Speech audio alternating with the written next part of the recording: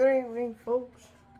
My name is Jacqueline Cousins Oliva, and I'm back with another book, with another evening stories of fairy tale folklore.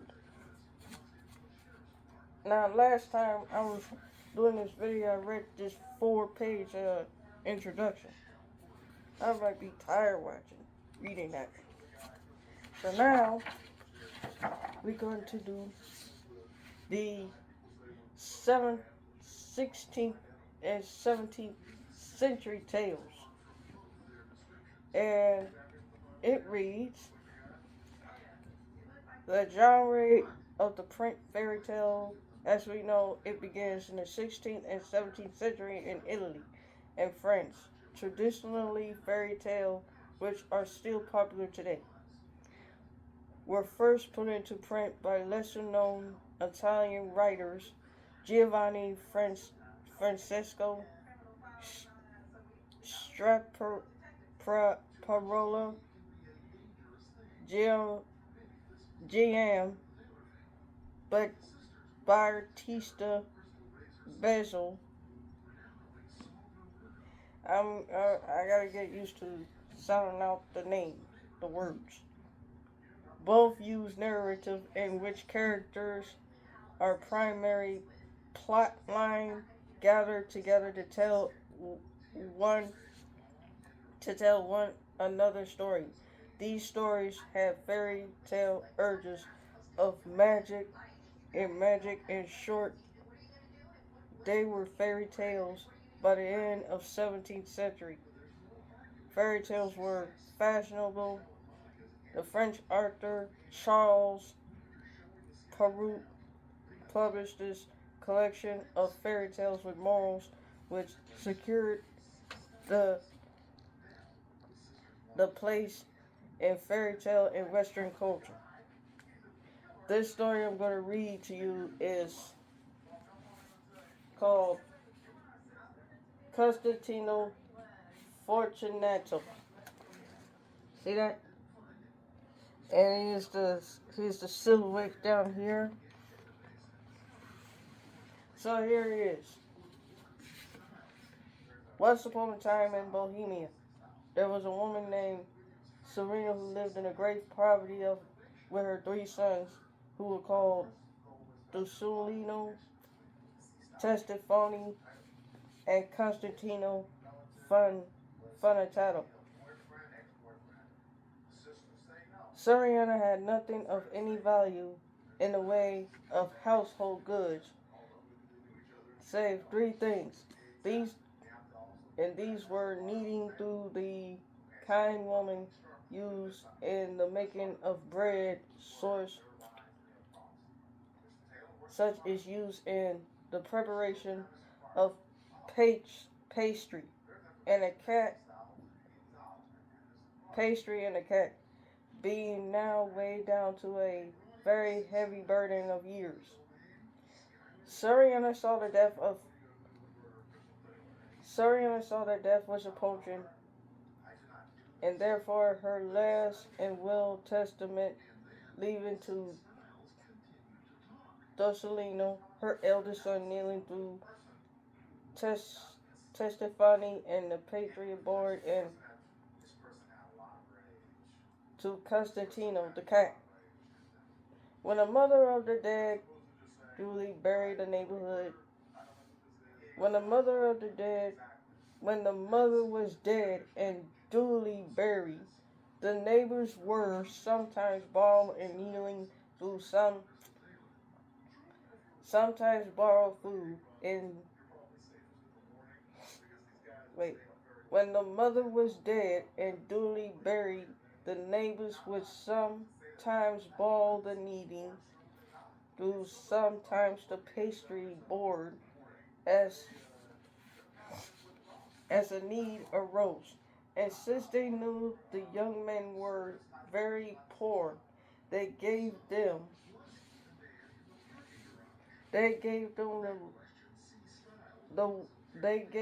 by way of repayment a cake, which Dusolino and Testifani ate by themselves, giving none of it to Constantino the youngest brother.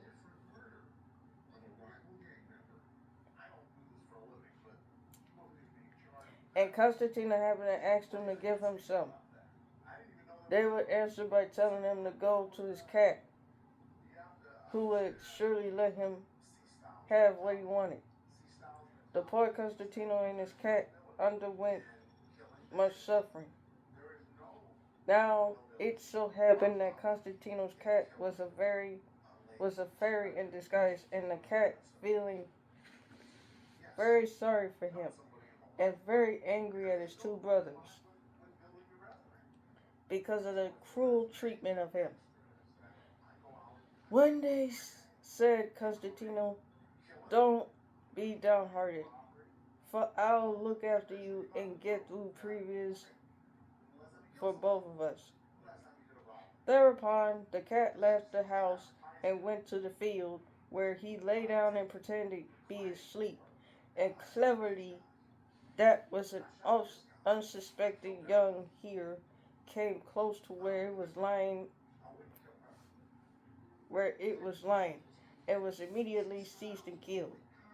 Then carrying the hare, the cat went to the king's place, and having met some countries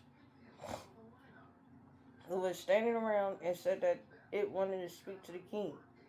When the king heard that the cat had begged the audience with him, he bade them bring it into his presence, and having asked it was his and having asked it what was his business was. The cat replied that Constantino, his master, has sent an heir that was present to the king, and begged him to accept it. And with these words, it presented to hear that to the king, who was pleased to accept it, asking at the same time who this Constantino might be. The cat replied that he was a young man who, for fortune and good looks, had no superior. And the king, on hearing this, reported gave the cat a kindly welcome, and ordered them to set before it meat and drink the best. The cat, the cat, when it had eaten and drunk enough, enough, adroitly filled the bag in which it had brought the hare in with all sorts of good provision. When no one was looking that way, and having to take the leave of the king, carried the spoils back to Constantino.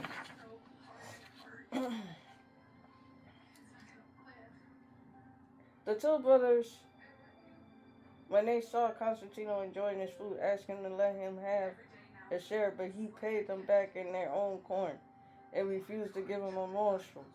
Therefore the brothers were tormented, and with knowing envy of Constantino's good fortune. Now Constantino thought he was a good-looking youth, had suffered so much privation and distress that his face was rough and covered with blotches, and caused him too much discomfort. So the cat, having to take him one day down the river, and washed him and licked him carefully with his tongue from head to foot, and tended him so well with a few days, he was quite freed from his ailment. The cat still went on carrying presents of the royal palace in the fashion already described, by means was able to provide for Constantino, but after a time the cat began to find these tips, and from the place whether irksome, and featured moreover the king's countries, and might become impatient. So he said to Constantino, "My master, you will only do what I shall tell you." In a short time, you will find yourself a rich man. And how will you manage this? Asked Constantino. Then the cat answered, come with me, and do not trouble yourself about anything. So I have plans for making a rich man of you which cannot fail. Thereupon the cat and Constantino went to a place of riverbank, close to the king's palace. Without delay, the cat told his master to strip off his clothes and throw himself into the river. Then it begins to cry and shout in a loud voice, help, help, run, my lord, Constantino is drowning. It happened that the king heard that the cat shouting and beginning and bearing in mind that a great benefit he had received from Constantino, he immediately sent to his house to summon his household to the rescue. When Constantino had been dragged out of the water and dressed like a attendant in handsome garment, he was led into the presence of the king, who gave him a welcome and inspired and inquired him of how it was that he found himself in the water. Before I continue reading, this is an illustration right here. And it says, my master, if you would only do as I should tell you. This is what I was reading earlier. In a short time, you will find yourself a rich man. This is the illustration right here. Ain't that cute?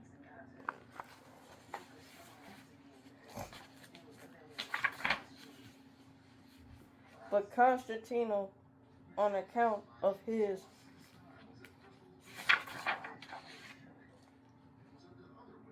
agitation, knew not what to reply to make.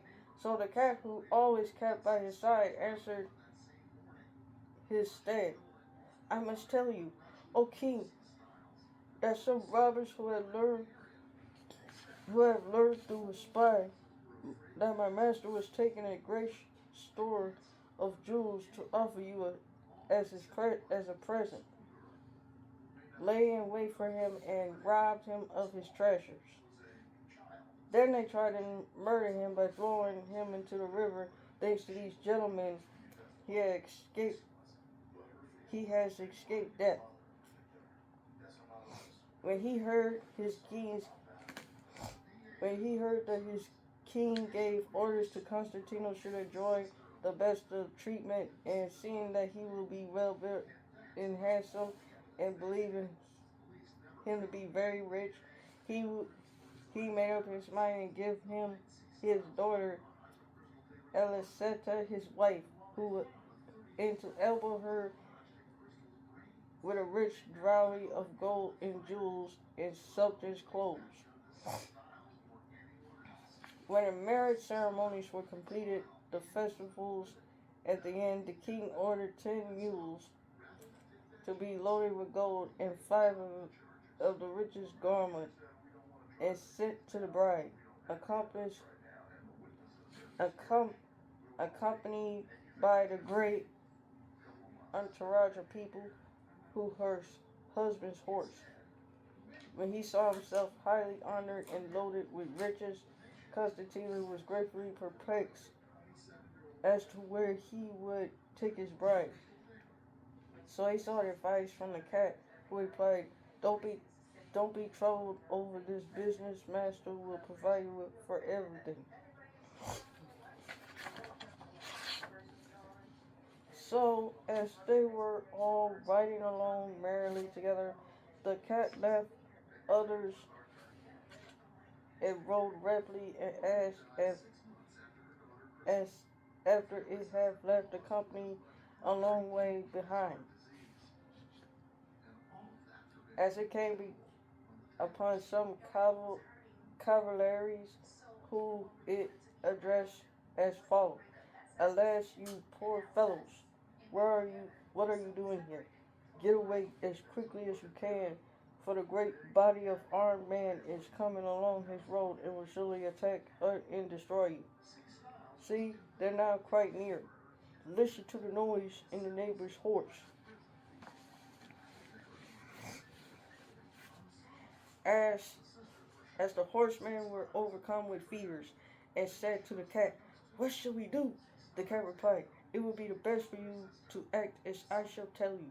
They will, if they would act, if they should ask you whose man you were, you must answer bloody that you would serve Lord Constantino, and then no one will harm you."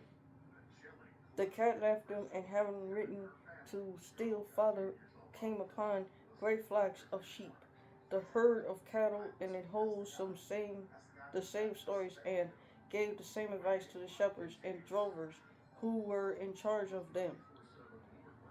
Then they were then going to still farther. The cat spoke within the same way to whomever it happened to meet. The the cavalcade of the princess passed on. The gentle who were accompanying her asked the horsemen who they met the name of the Lord, and herds they asked the herdsmen who the owner of all these sheep and oxen well.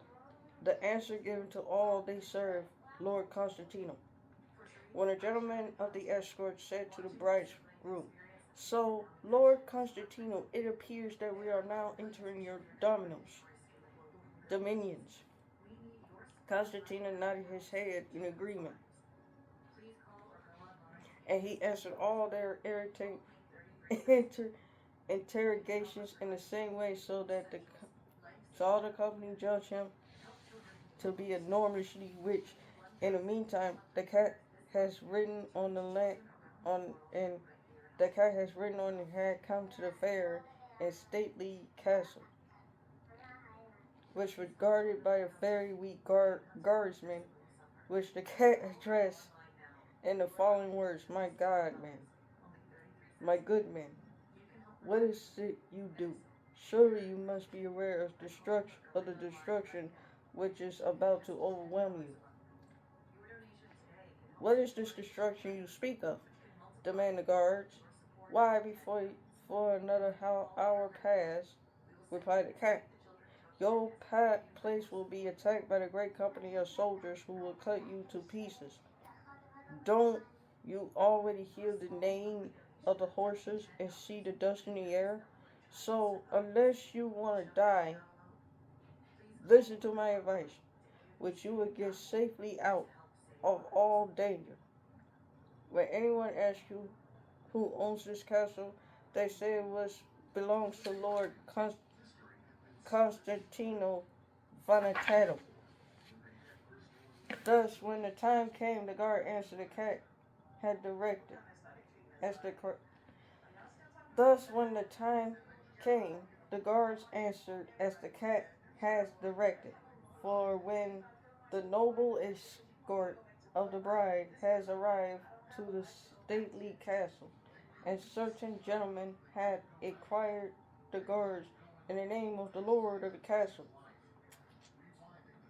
they were answered that it was Lord Constantino Fortunato, and it was the whole company that entered the castle. They were honorably lodged here.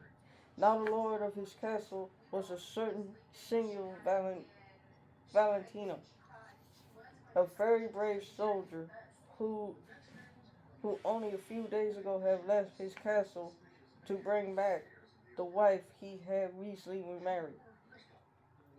But as luck would have it, he met with an, an incident on the road some way before he came to the place where his beloved wife was residing, and he died immediately. So Constantino Fortunato retained the lordship of Valentino's castle. Not long after his Mirando, king of Bohemia, died, and the people of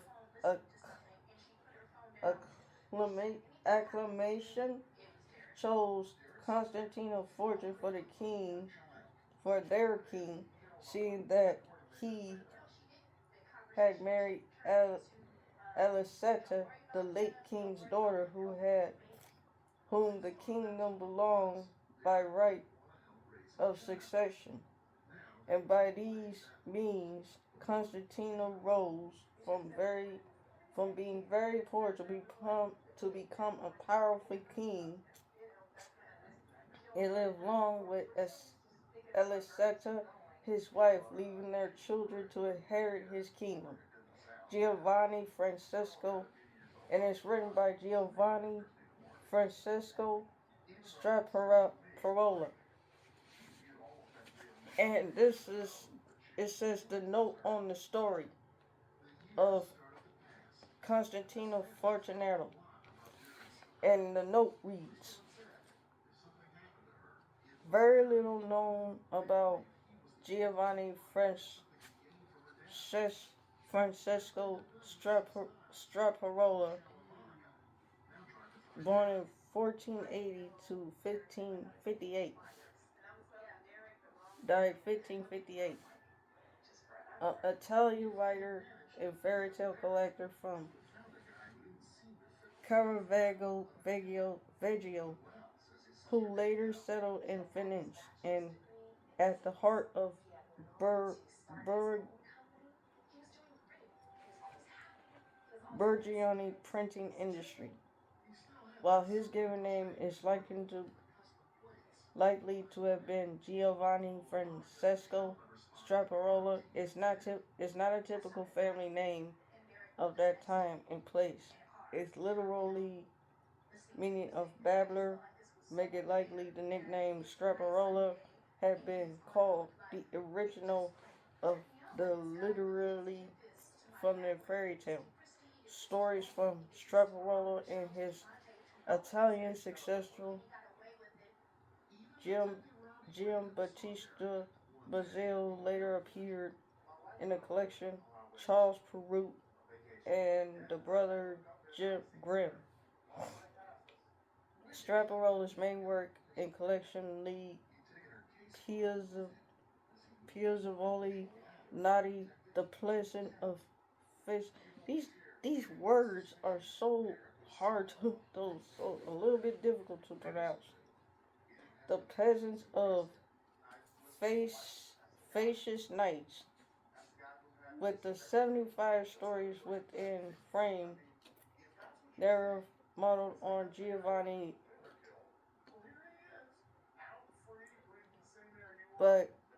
Boccaccio's 14th century Decameron, the participant of a 13-night party on the island of Murano near Venice, tell each other stories ranging from the bawdy to the fantastic. The fantastic. It is the first European narrative of its kind to content folktale and fairy tales, including the earliest known written versions of fairy tales such as Constantino Fortunato, which reappears as Basil's Cagliostro and Perrault's and Puss in Boots. Oh, that was a long read. So, what do you guys think of this story? You think it's What do you guys think of my reading? You guys think I need to sound more words out? I'm gonna be back with another one. Love you all. Love you all and good night.